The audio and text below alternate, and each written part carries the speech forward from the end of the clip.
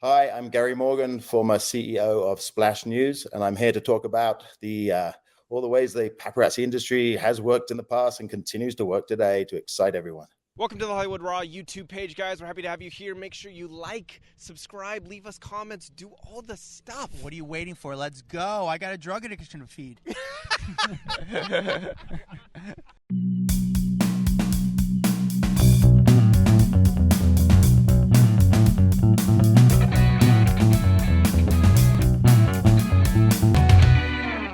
Gary, thank you so much for joining us, buddy. I mean, shit, I feel like I've known you for so long, but when I worked at TMZ, you were running Splash, which is for people that don't know, a lot of people these days know what backward is just because it is talked about all the time through influencers and that kind of stuff. But Splash was really like when I was at TMZ at the height of the TMZ days, Splash was the place. They were selling all the photos, they were getting all the exclusives.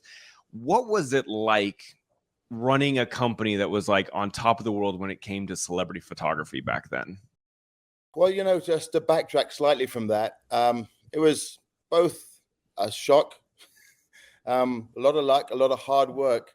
But essentially what we did was in England, every town has a mini AP that feeds the national newspapers.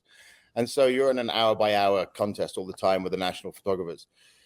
But over in the US, really, local newspapers would give to AP, who would then put it on their international wire the next day.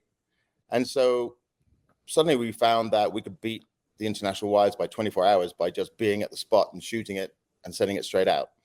And it got to a point where we were putting out maybe 15,000 pictures a day, maybe 12, 14, 20 exclusives, big money exclusives back then. We had 10,000 photographers around the world, all on a freelance sort of cut basis.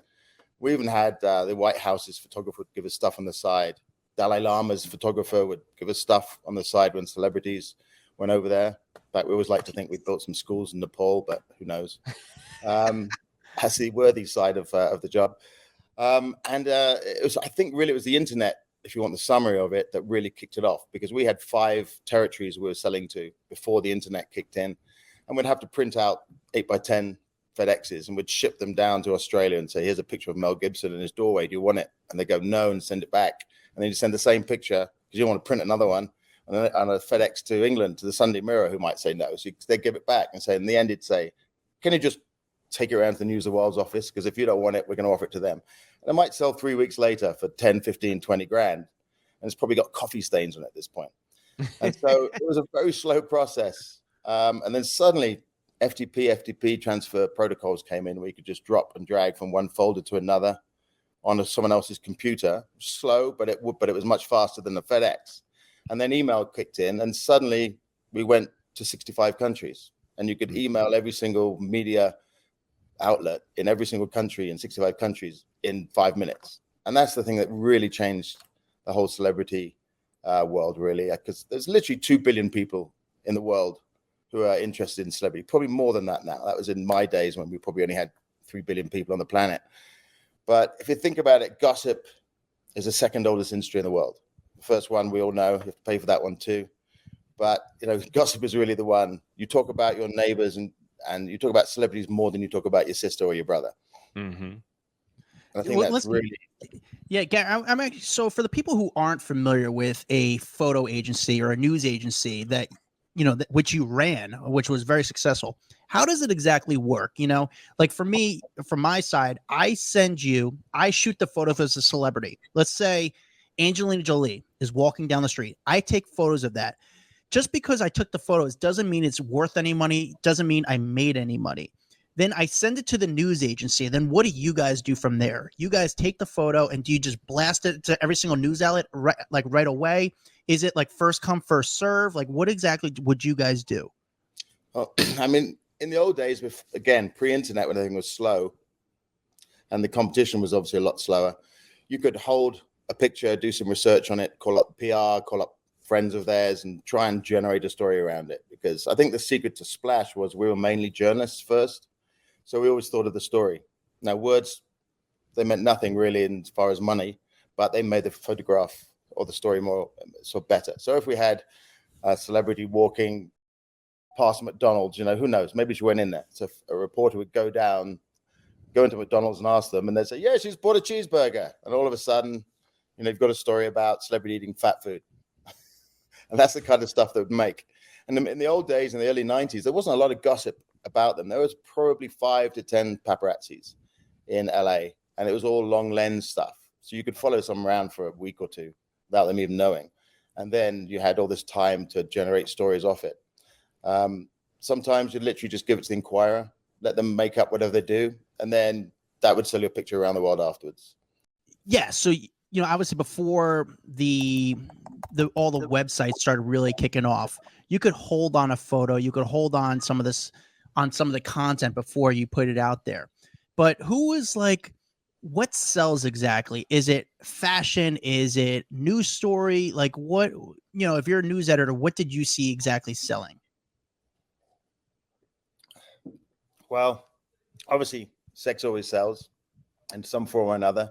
And any celebrity sex scandal would always do really well. Anybody who claimed to have slept with someone, as we saw with, Trump recently and Stormy Daniels, those kiss and tell stories would sell traditionally to every single, because it was mainly tabloids, right? Before the internet came in. It was the News of the World in the UK, Women's Day in Australia, it was Inquirer in the US, and there wasn't a lot of choice, but you knew exactly what their formula was. And it was the old celebrity scandals, the stuff that Hollywood grew out of in the 30s and the 50s, where the studios would make up the stories about their stars to get the press around the movies. Same kind of thing, that whole culture continued. Very heavy political and sex scandal slant. But as the internet kicked in and the magazines proliferated as well in print, the desire for content became so huge that generally over time it swayed into the minutiae of celebrities' lives. So instead of at the beginning Kim Kardashian sex tape, which obviously launched her, about 3 or 4 years later, it's what was Kim Kardashian wearing when she went to Starbucks? What Starbucks did she buy? Where did she get her jeans from? Where was she going next? Did she go into Kitson's? What clothes did she get? And it would be, people would gossip more about being able to see that the celebrity was more like them. I think the proliferation of the internet, or the democratization of media, as I call it, where blogs popped up and people's opinions became more important than news facts, then everyone was really insatiably interested in the minutiae of celebrity lives. And it's kind of interesting how that swayed over. And you can see that just by the proliferation of fashion sites, of the light fashion sites like Us Weekly and the Just Like Us type of pages. I think people really wanted to identify with celebrities much more rather than see their image that they portrayed up on the screen. What's more valuable? Is a photo or a video more valuable in the marketplace? Like Kim Kardashian walking down the street, tripping and falling, is that, I'm assuming a video is more valuable, but can't you sell more photos for the price of one video? So again, sliding scales. In the early days, photograph definitely over time would earn a lot more money, but a video of a very newsworthy event would make so much money up front in the first few sales, and then it would die off pretty quickly. The video would be, no doubt, would be the better thing to have for a big event, but a picture would sell forever and keep being used, just because more people could use photographs back then than video, because of bandwidth rates and just costs and getting it to people. But without doubt, I think our biggest sales ever were videos. So the people that are very curious about the pricing, how much is the average photo worth if it's in, let's just say, Daily Mail, for example, roughly? Like an average photo, yeah, like one photo, or is like a set of photos? How does the pricing work? So, I mean, in the early days, a picture was very much led on, especially on the web, who got it first. So you could ask for more money because you could release it for literally 10 minutes. So the Daily Mail had it for 10 minutes exclusive, and then the rest of the web would use it. So from that point of view, you could get several thousand, and it would dribble down to hundreds, and then, less than 100 as it went on. Nowadays, most agencies have subscription models where they just allow sites to use as many pictures they want for a set amount of money. And this model has pretty much devalued the picture down to a matter of cents. So, I mean, in a lot of cases, a non-exclusive picture will be worth 50 cents, 25 cents in France, a few dollars here. And it makes money maybe over volume. But, I mean, I think you can tell us really what the value of pictures and video have dropped to. and it's kind of dropped a lot. Yeah. But you know what's interesting? It's you saw like last week on TMZ, they had a photo of Bad Bunny and Kendall Jenner on a horse. Now it's a TMZ exclusive, and they had the photo, and then eventually the photo got released to Daily Mail, and everyone else started to use the photo. So I'm sure they had maybe a 10-hour window to put the photo up first before everyone else got to it. Roughly from your experience, how much does a photo like that go for?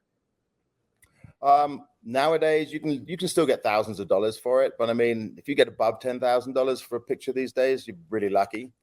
I think the secret really is in what you just said. You give it to a website for the smallest window possible, so that they can claim it's exclusive, and they don't need long to tell everyone to come to the Daily Mail first. They need an hour, 2 hours, 3 hours, and then you release it across the web.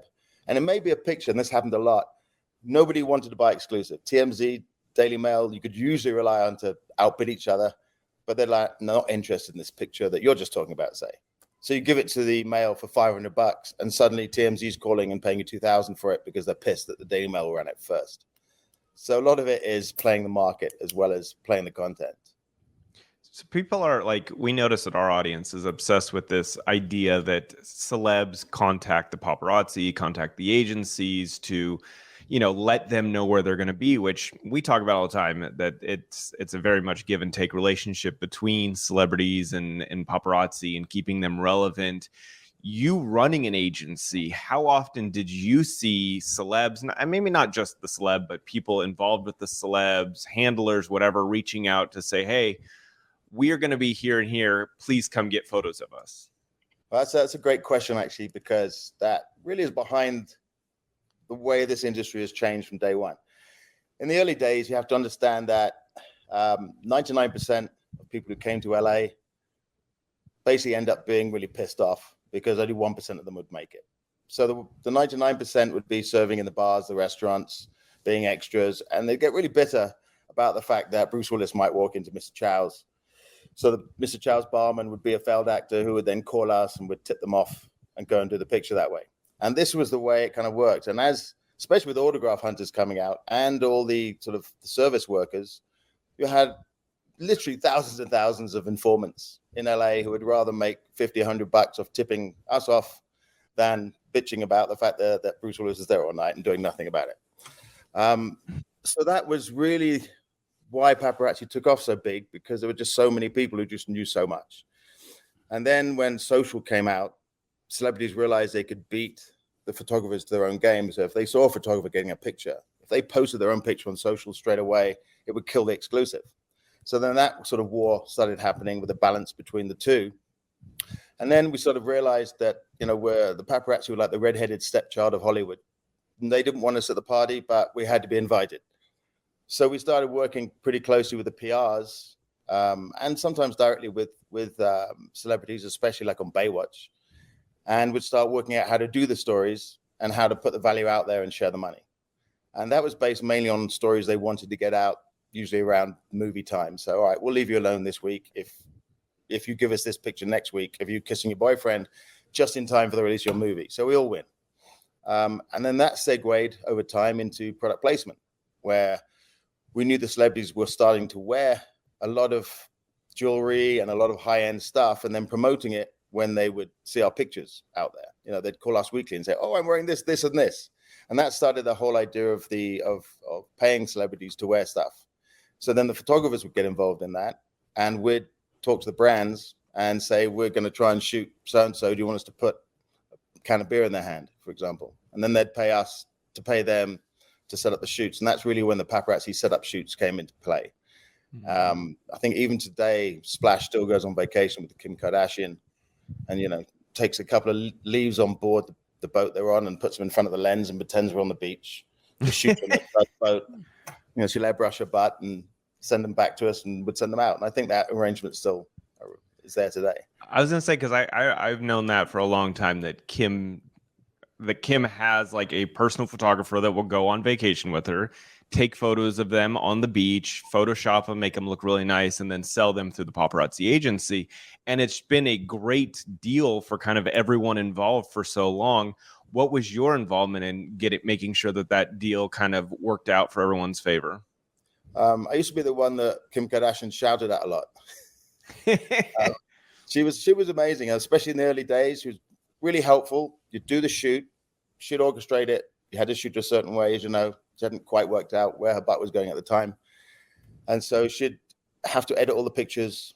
She'd have to airbrush, do what she wants to do, send them back, and then we'd sell them. And literally the next day she'd go, Gary, how do we do? And you look at your phone going, oh, no, please, no.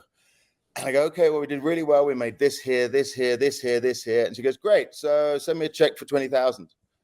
Well, what do you mean? Well, you sold them, so I want the money. Yeah, but they're not even printed yet. We've sold them, but they have to be printed. And then they have to pay us. That takes a month. Then we have to go through our system. So in about 3 months, you get your money. No, I want it now. And they have to go out and get the fucking money. Because obviously you don't want to lose a client like that. Yeah. But yeah, she was a screamer. Most of them are pretty good, but there's a big culture of, well, I've done this for you now, give me the money. So kind of so here's the question. How much do you think Kim Kardashian has made off of her own paparazzi photos over the years? Well, from a licensing point of view, not a great deal of money, because obviously she's splitting it with me and the photographer. Out of how much she used to charge to wear bling, I mean, we used to track the pictures through the web, so we could give you a rough idea. If it's on 30 sites, we know their traffic, we know what page they went to. Roughly, we could say 50 million people saw your picture across the world, 65 countries yesterday, just by going by website traffic, Kim. So then she'd go back to the bling companies and say, hey, I want 100,000 now just to wear that for my next shoot. So how many things she was dressed head to toe in? I'd say pretty much everything, from earrings to clips in her hair to the bikinis to whatever the hell she wore. Everything would be paid for pretty much. So she'd be making hundreds of thousands a picture easily. Hundreds of thousands per picture? Well, yeah, I mean, look, she might say well, when I say per picture, I mean, if she's wearing a bracelet from Chanel and they decided they may have to give her 100,000 for that. If she's got 10 things in that picture, she may have to wear it 5, 6, 7 times and get shot, but she'll make hundreds of thousands from a setup, if you like. Yeah. Holy That's crap. She used to make hundreds of thousands from selling the pictures to the news magazines, because you could easily get $100,000 for Kim Kardashian on the beach back in the mid-90s. If you wanted to get the front page of People or Us magazine, or if you wanted to run it, so News of the World and Us magazine and the New York Post and someone else in Australia ran it exactly the same time, then you're making bank. But you were splitting that also with the photographer and with the celebrity. But for us, it just made us look bigger and bigger and bigger, obviously. So when you do these type of things, are you working with Kim directly? Or are you working with Kris Jenner? And also, how was Kris Jenner involved? Did she get involved with all this stuff, working with the other daughters? So from day one, it was Kim Kardashian that we worked with directly. And over time, you're great. You nail this on the head every time. Jenner came in and took over the whole business from all the Kardashians, basically, and started doing it. I don't know what happened after I left, but I was getting screamed at by Jenner, not by her by the end. I look at it though, I'm like, there's been no one better at manipulating this business than them. Like, they are in a whole class of their own. They've really, truly, like, I would say, empires, that they've created off of knowing how to stay relevant, utilize the paparazzi, utilize the media, utilize TV shows. Like, no one does it better than the Kardashians. No, and I think you've touched again on what we were talking earlier about the influencers now, the influence being new celebrities.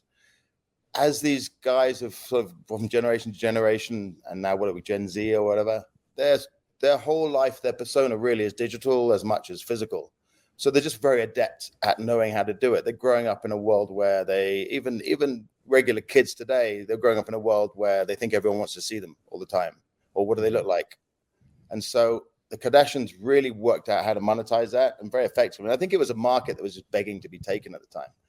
But it needed somebody like her to drive it, because no one was really sure. Everyone was used to the marketing side where you buy ads, buy ad that goes around the picture. And the thing we're always struggling with is, look, if I sell a picture to People magazine or people.com for say $1,000 and it goes on their front page of their website, then the ads around that picture are probably earning them $250,000 because it's the first picture. They're going purely on who comes to the screen. So we're like, well, people come to this site not to look at the ads around the picture, but look at the picture. So the picture is really the biggest ad. How do you monetize that? And that's really like although we're putting it on people.com and using their audience, we're really trying to go directly to the audience and saying, what in this picture excites you? How do we monetize that from the photographer point of view and from the celebrity point of view? And that's still, the essence, is what people are fighting over today. So crazy. I was thinking about those famous photos of Kim on the beach where it wasn't photoshopped. Do you remember those photos? Yeah. And her butt. How do you think those ones came out? Because all of the photos have been really hard, like guarded when it comes to beach shots. You can tell they've been photoshopped. You can tell they've been like enhanced. How the hell did those ones ever make it out? Well, I mean, obviously she does go to the beach when she doesn't have her photograph taken, as in she's not intending to have a photograph taken, but it's a deal with the devil. You know, if you're going to work with the devil, then you have to understand that there's mini devils around who are probably going to make money on the side as well. So a lot of the time it might be a tip off from someone who didn't like her. It might be a random event that someone saw. A photographer may have just randomly followed her from the house. But those shots do happen. Certainly they make big efforts to try and make sure that they don't. But I think one of the reasons why the paparazzi industry still survives is because you can still get the unguarded, the stuff people don't want you to see, because you can't have it all your own way. You can't dictate your image to the public eventually. They want to know who you are. And the more you put yourself out there, the more demand there is to know exactly who you are and whether you're true to who you say you are. Yeah. Over the years, who also has... I was going to say, over the years, besides Kim, who's been the most monetizable celebrities when it comes to the celebrities that the outlets care about? Like, do they ever show favoritism to Jennifer Aniston? Like, we keep seeing the Jennifer Aniston photos, and I wonder if it was just the outlets cared about her. I don't know if it was just like a media agenda behind them. Because, like, for example, I see the Sydney Sweeney right now, star Euphoria. I feel like for some reason she's like being made into a celebrity for us. Like, she's done this one show. She's a very pretty, she's a very attractive girl. She's a good actress, but she hasn't done that much. But I feel like there's like a media agenda behind her. So I have two questions. Who also is the most monetizable celebrities besides Kim? Then also, has there been pushes from the outlet saying, we're going to make this person into a star, so we need maybe you guys to help us out and get this person photographed as much as possible? Okay, so obviously I'm talking about the days when pre-2014 already here, that's when I was doing all this. Bennifer, obviously, they're still probably one of the most monetizable couples just because they keep rearing their heads. Anything you could stick together as a Bennifer or a J-Lo or any kind of pseudonym you could put like that was part of what made you into the new celebrity couple. But essentially, the formula for the women's magazines back then, Us Magazine, People, Women's Day, there was a very, very, very straightforward Hollywood type formula. You'd see two attractive celebrities get together, right? If they knew that their audience liked those celebrities, Jennifer and Brad, for example, then they would follow them through the cycle of build them up, then write the stories about them starting to argue, then the ones are getting back together, then getting potentially engaged. We think they're getting married. Oh my God, they want children. Then you move towards either the marriage or the split. And if you look at most celebrity romances, they all follow a very similar path. They don't generally do survive. So a lot of it isn't necessarily, it might be the celebrities getting together to improve their PR or their image. Mm-hmm.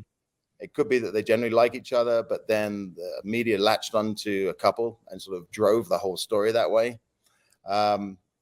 Could be fabrication all the way through, which happened a lot in early reality TV, where they'd make sure two people got together on the show early, and then they'd test the audience to see if that could come off when they got kicked off or after the show. Would they be able to monetize them going forward? And in the early days, like Baywatch and Spencer and Heidi, they were the very early pioneers of that model of making sure the story they wanted got out, making sure they got the products they needed to push got out. And then if they started to have a project in mind or show, then they would invite us onto the set or behind the scenes or secretly pap it. And they were pretty savvy. So those really were the first savvy ones. Paris Hilton was very good. Kim, Spencer and Heidi. Obviously the big A-list guys were driven by a big media strategy. They don't always want the news, but if they can at least get ahead and drive the messaging. And that's why I think a lot of the Angelina and Brad nastiness came out is because they were fighting that in the court of public opinion rather than fighting in family court for the kids. You know, Brad didn't want to be seen to be the asshole who was beating up the kids and being the nasty guy here, and she was getting all the good publicity, so then he had to react back. So, I mean, there's a whole, I mean, so if you think about it, Hollywood is probably, after finance and health, is probably the biggest export the US has after the military. It's biggest export around the world. Hollywood literally is. And if you don't put bums on seats in cinemas, then that movie dies. And we used to joke before the internet that if a celebrity pissed us off back then, we could literally say, well, look, if we don't shoot you and you don't get in the magazines next week, chances are your career is going to be dead in 6 months. So it's a very symbiotic relationship between the photographer or the paparazzi, for like the entertainment industry, the actor, and the audience. Yeah. You had mentioned in that right there, you had talked about fake relationships for press, for PR.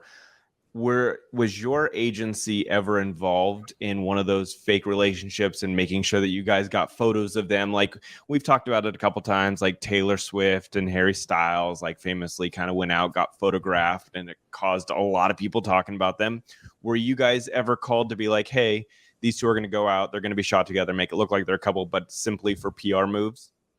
You know, we wouldn't get an official channel like that because the PR company could easily be exposed for that. There'd be side channels. And sometimes, most of the time, they'd be just trying to dupe us. Be like, so-and-so and so-and-so will be there. Go shoot it, because even if they weren't together, we'd probably say they were. The beauty of gossip and the First Amendment, God bless America, is basically, literally the defamation laws here are as simple as, if you've got two people to back up a story and it's not maliciously leaked, then it's pretty much impervious to lawsuit. So the gossip industry knew how far they could push things. So I think if there was a relationship or a date, would be more likely to push that to make it look more serious, yes, than be involved in the original setup. But the setups were the thing. I mean, if it wasn't necessarily around romance, it would be around something else. It'd be around someone going to hospital, or someone going to a lawyer's office to prove they were going to sue someone. Or it would be set up stories all the time. So which famous celebrity relationship do you look back on? You were like, that one clearly wasn't a relationship, but they tried to make it look like one. Oh, gosh, good one. God, there were so many. I mean, look, to be honest, my brain's too old probably to remember a load of examples. But when you went to dinner, you could usually tell. If you went to shoot someone at Mr. Chow's or at dinner, you could usually tell if it was a setup or if it was real, just by the reaction to it. I'd struggle to give some examples now, but we always used to say that a Hollywood marriage was no more than 5 years anyway. So the idea was you went into a marriage as a business just to push yourself. I mean, I guess the best example of the gossip about it was Katie Holmes and Tom Cruise, right? The idea that he paid her, put her into a contract, that if he made her a star and gave him a kid, had to look at least a little bit like Tatum Janet. I mean, a little bit lit like him. Okay, like him. That he would make her a star, and the rumors were like 20 million or something. And then he'd release her after a certain time. And of course, it all went pear-shaped in the end. But he did get her into Batman, and then she hasn't really had a role since, has she? Nah. Not any huge ones. Not anything that was a game changer. Yeah. So that was probably the ultimate example of, was that Hollywood marriage relationship staged? I wish we could find out the truth to that. I wish Katie Holmes would just talk about a relationship between Tom and the relationship between Tom and Suri. I wonder if she'll ever discuss it, because I think if she would discuss it, it would really help her career a little bit. Not like she needs that much help. Her photo does still sell for the outlets, but I think it would just kind of, I always say the word humanize her, but yeah, it would make her more into a real person. But I don't know if his team would never let that happen. I'm sure that she had to sign a lot of papers and got paid a good amount of money, so she can't speak. So that's the wild part. The one thing about Tom Cruise is I think he knows how to tie people up, as in find out, for the rest of their lives and not to say anything. He's the one person that he's been impervious to gossip, really. Which is weird. Like, he's He's clearly not a great dad, but yet everyone looks past it because he's a good actor. Yeah, so it's weird. crazy. Let me ask you this, and I don't want to out people because I just don't think that's the right thing to do, Gary. But how many celebrities do you know that, or have you seen photos of over the years that like you saw them doing something maybe a little gay and you just didn't, you basically just didn't do the photos or put the photos out there because it wasn't maybe the right thing to do? Well, yeah, we did have video of a celebrity doing coke that we didn't put out. He did actually end up dying of a coke overdose, so we did put it out afterwards. But that was something we weren't going to put out unless there was a particular reason to do so from if you like, news value. But certainly we kept that back. Usually those kind of videos or shots were usually because a photographer strayed too far over the line. And then privacy, for example. There'd be some naked stuff. My worst regret of a picture I did put out that led to me being caught by the FBI for distribution of child porn was a picture of Miley Cyrus. I don't know if you remember that in the 90s, celebrities went through this thing about going commando, we'd call it, where they would wear short miniskirts and jump out of low-slung cars with no knickers on.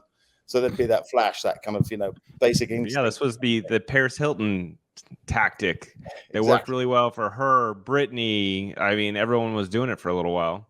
So one day Miley did it. Short dress, got out of a car, photographer shot it. We didn't really check the pictures properly. They went out, and the next thing there's a call from the FBI field office in LA going, "Hey, we want to talk to you." And all right, what about Miley Cyrus? Oh yeah, I know those pictures. Did you sell them? Absolutely, yeah, great pictures. Did you look at them? What do you mean? And he said, you should pull that up. So we did, and you just saw that some of the pictures were sent out and some that had been published basically did show. Ooh. And so they were like, look, we are investigating you right now for distribution of child porn.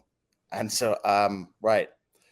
Well, look, obviously that wasn't the intention, but can I ask a question? It's like, she's 15, right? Yeah. So shouldn't you be talking to like a father about why she's going out, not wearing any knickers, getting out of a low-slung sports car in the middle of summer in LA in front of photographers?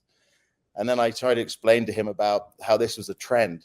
And at the end, it was one phone call, it was over. But that was probably one of the scariest times I've ever had. And just certainly pulled the pictures back as soon as we could. Dang, I can only imagine. That is nuts. But when you do get something scandalous, let's say, for example, a celebrity doing coke, maybe a celebrity kissing someone of the same sex and people didn't know they were gay, some sort of scandalous sort of photo, do you take that photo and try to sell it back to the person? What do you try to do? Like, what's the best scenario for that? Do you just go to the outlets, and does the person possibly just buy it for a lot of money? So we have done that before. And in fact, most of the people who buy pictures to stop them going out are either politicians or media characters. For example, we had the News of the World editor at one point who had an affair with an actor in England. We had pictures of them on the beach in Barbados. And before we'd even sent them out, the newspaper called. It was Murdoch paper. And they went, these aren't going anywhere. We're going to give you this much money. So, okay, fair enough. We don't want to piss you off too much anyway. So that would happen. Not so much with celebs.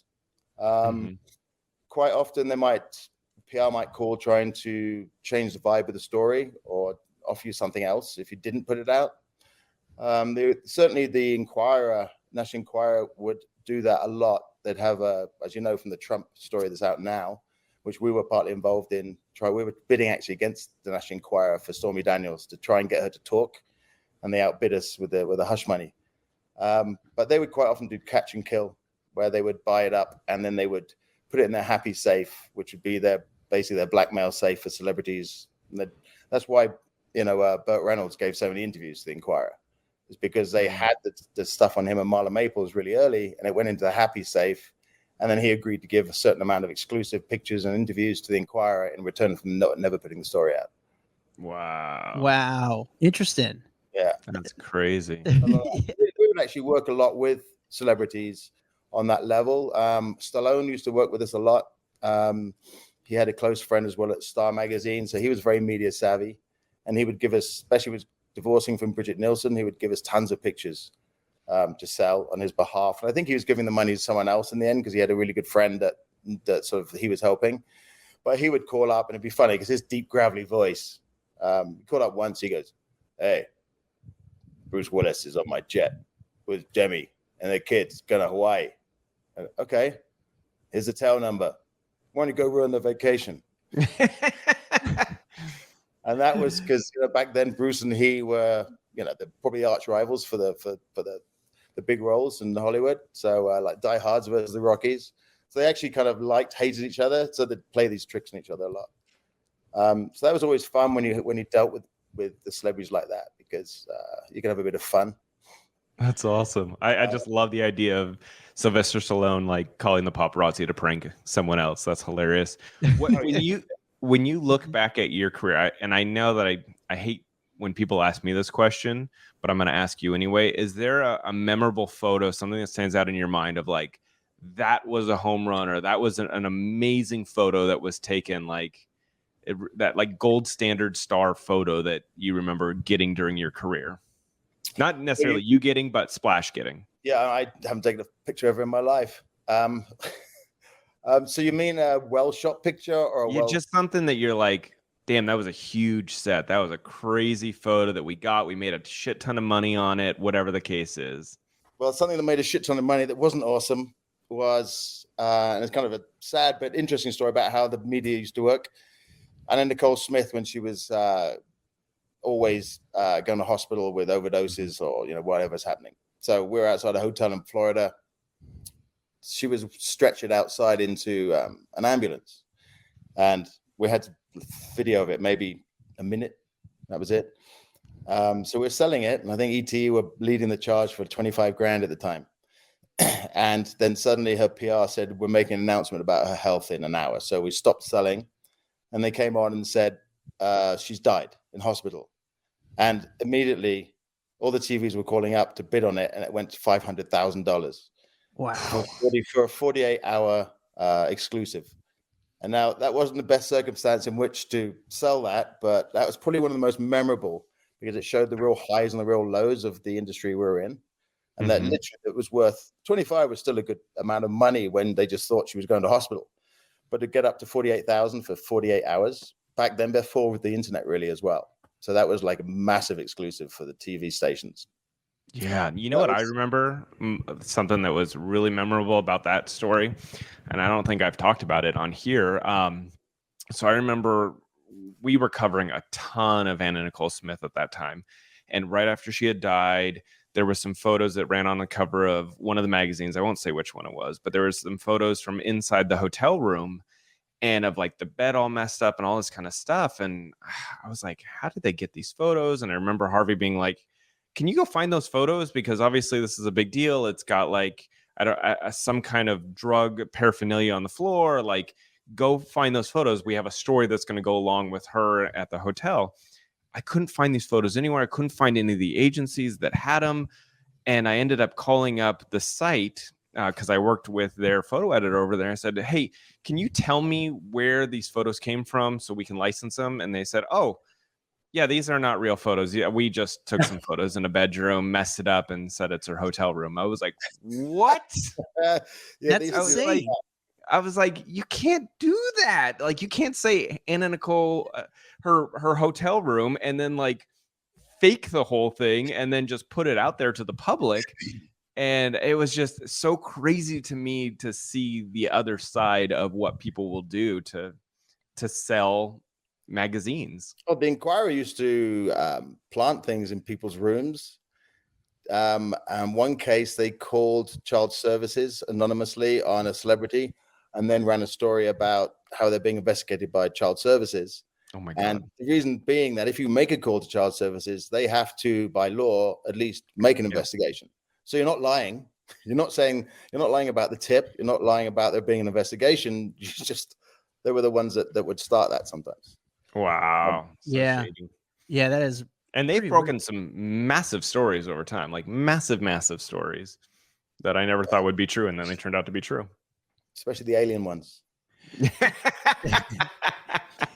You know, it's so funny. I always think there's we've had a lot of photographers on the podcasts, and there's always a stereotype when it comes to photographers. That's why they have the term paparazzi, because it's just a general way. A lot of people have a negative attitude to the word paparazzi. It's a bad outlook on it. From your perspective, did you guys ever because you were there, and you had splashed during the crazy years when Britney was running around at night, Lindsay Lohan, Paris Hill, and Tara Reid going crazy.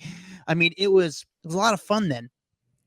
Did you ever tell your photographers, hey, it helps to antagonize these celebrities because it just creates better photos? Or was that just the era? Or is that, the cameras, the flashes through the car? Was that just what the public wanted, and you guys kind of fed what the public was clicking on or wanting?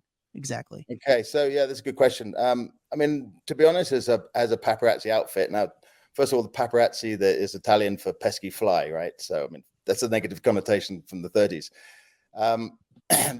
And that's how it was done back then when the paparazzi were out. They're pesky flies because they had the big bulbs and they had to be in celebrity faces. When we started, it was really about long shooting out of the back of a car, because it was a bit like going on a safari. You want to get them in the natural habitat. You don't really want to force that antagonism. It was the success of the industry itself and the growth of the internet, people's ability to consume, and phones, that all swelled together to be that you had to be a foot away from the celebrity to get anything. It was just massive swarms. You remember the Britney days when 30 or 40 cars would follow her from the house? We used to make most of our money from flying a helicopter and just doing pictures of the convoy, because that was insane. And we got the 4 or 5, like the mile-long convoy following Britney. So it's really the digital, the birth of the digital camera, the hand phone, the cell phone, the internet. It all led to this horrible melee and scrum, and it got really, really bad in LA, especially, as you know, people getting run over, car crashes, speeding. It got really dangerous. I'm surprised people didn't die, to be honest. It was guerrilla warfare out there. And it kind of, I'm not sure what it's like there now, but I imagine it's not as bad as those days where people were literally being run off the road, cops were all over the place. And that's really bad. But ultimately, it's a terrible picture to get. Volume that drives the need to take that picture of them walking down the street and getting a bad headshot surrounded by cameras. But it's not a good story. And I think that's how the social has managed to sort of calm that down a bit, because they can put up really nice pictures or really more effective pictures. But that was probably one of the worst parts of it. Yeah. Did you ever have any run-ins? Because I'm assuming you also would go out and eat and be at Mr. Chow or whatever. Did you ever have any run-ins where you met a celebrity and they said, "What do you do for a living?" and you had to answer that question? Well, usually the police were asking me that question. Yeah, I had a few where celebrities would. I mean, Mel Gibson, 1994, the fires in Malibu. Mm-hmm. Back then, you could look up where they lived on the electoral roll, the tax roll. Australian newspaper asked us to go check in his house, so we knocked on the door. He answered, showed us the damage to his house, and his last words to me were, "Now, why don't you fuck off and do a real story?" So, I mean, but that was kind of lighthearted. But I would say, rather than words, I got in a couple of fights. We're in Hawaii, for example. Kevin Costner was shooting Waterworld, and this is back in the early 90s, where the paparazzi cameras were the same size as TV cameras back then. So we're literally sitting on the beach in Hawaii, and I've got this TV camera size thing. I'm pointing it from as far away as I can, and you just see him get up out of his lawn chair and come walking across the beach. And as he's walking towards us, I'm like, "I think he's seen us. I think he's seen us." So he comes over, and I had a little photographer with me, stills guy, and he just lashed for him, grabbed his camera, threw it in the sea. We started flailing at each other, and I got to say, I'm not a fighter, but Kevin Costner plays a tough guy, but I don't think either one of us landed a punch. And eventually, we get the police come along, we get arrested, handcuffed, put in a hotel room, and the cops leave us in there sweating for a bit. The AC was off, of course. And then the cop comes in, he's laughing, and he's like, "Yeah, Mr. Costner is filing terrorist assault charges against you." Like, what does that mean? He goes, "That means you're probably not getting off the island for a while. You're going to go down to jail. We're going to book you as a felony. So you're going to be there until the judge sees you." And I went, "Oh, well, what can we do about this?" So he starts laughing and he says, "You can file terrorist assault charges back if you want, I went, I can. He goes, yeah, why not? I think that will make it go away. So I said, all right, we'll do that. 5 minutes later, the cop comes back in and he says, again, laughing, he goes, Mr. Costner's agreed to drop all charges if you will drop all charges. I went, okay. And then the cop goes really stern. He looks at me and goes, now get the fuck off my island. All right, okay, fine, we're done. Oh, that's funny. There's a better one than that. So I'm going to need some water for this one. So Jen and Brad go down to Acapulco, to this gorgeous seaside cliff face, massive beach house in a cove in Acapulco Harbor. It takes us days to find them. We eventually find them. There's probably about 10 of us. So we're all hiring these little putt-putt boats with a tarpaulin over them, little fishermen who would get as close as we could and would be under the tarpaulin sweating in like 100-degree heat. I had a video, photographer had the camera, and we're shooting like really long lens about a quarter of a mile out. And we're getting stuff of him and his friends and Jen on the beach. And then you can just see them all going like this. Like that. I'm like, okay. That's right. They can't get to us here. So we're a quarter of a mile out. And then we just hear this massive woo, woo, woo, woo, woo, police alarms. And we're like, what the fuck is that? So we come out of the tarpaulin and there's a police gunboat, Mexican police gunboat with a 50 cal on the front, just bearing down. And they're just screaming, alto, alto, alto, alto at us. And so there's a fisherman down. He's sitting there and he's a panicked old man. He's got his hand on the outboard motor at the back. And he just looks at the cop and he goes, tuk, tuk, tuk, tuk, tuk, tuk, tuk, tuk, tuk, and tries to make a run for it.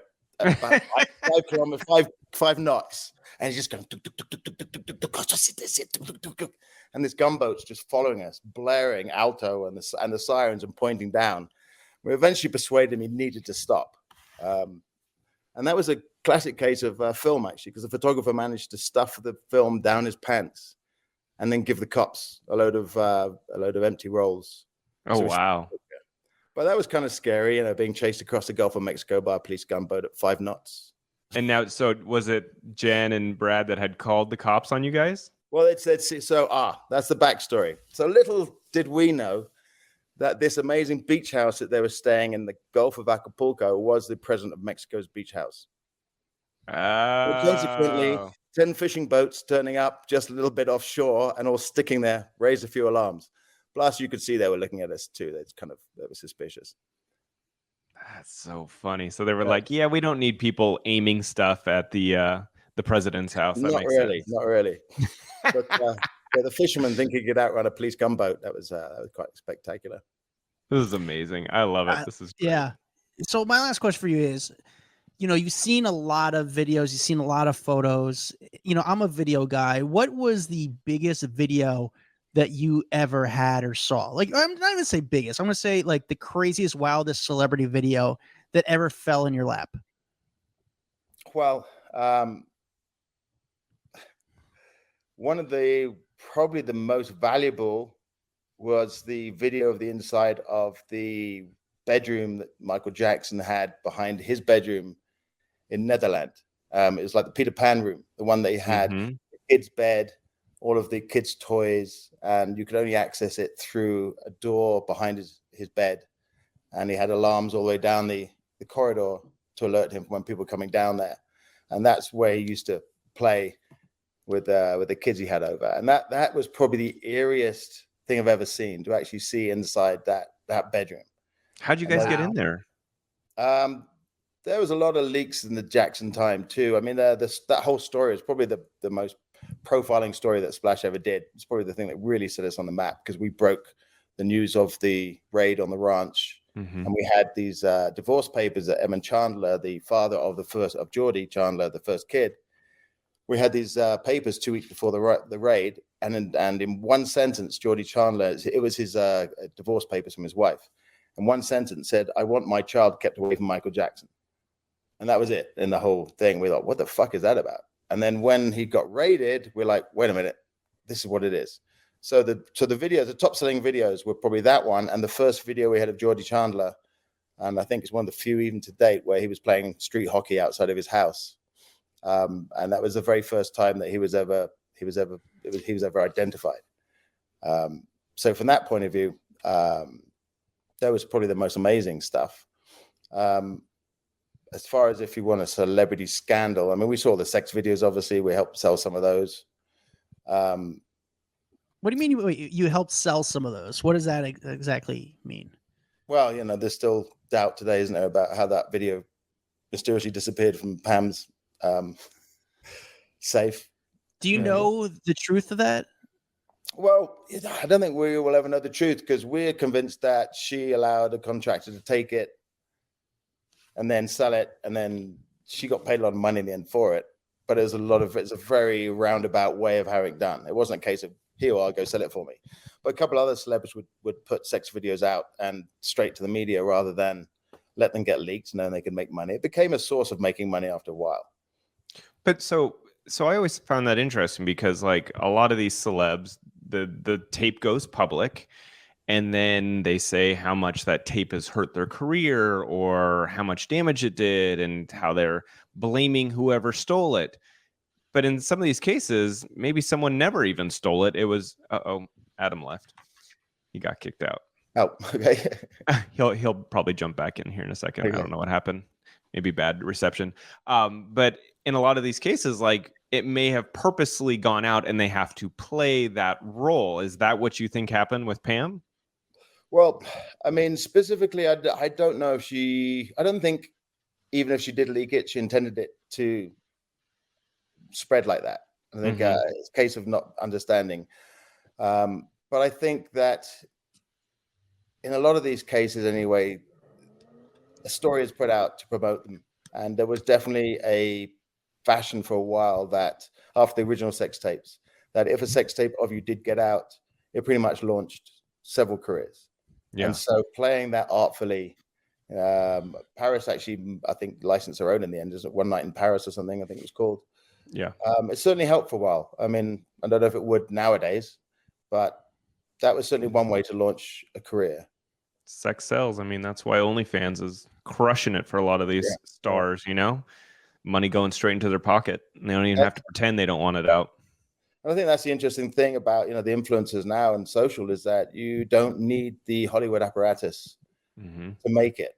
And your audience is much more valuable to you because you're controlling it. And if you stay authentic and you give the right messaging, then people are going to stick with you no matter what foibles or downside you have. People just want to believe in what you're doing. Yeah, it's very true.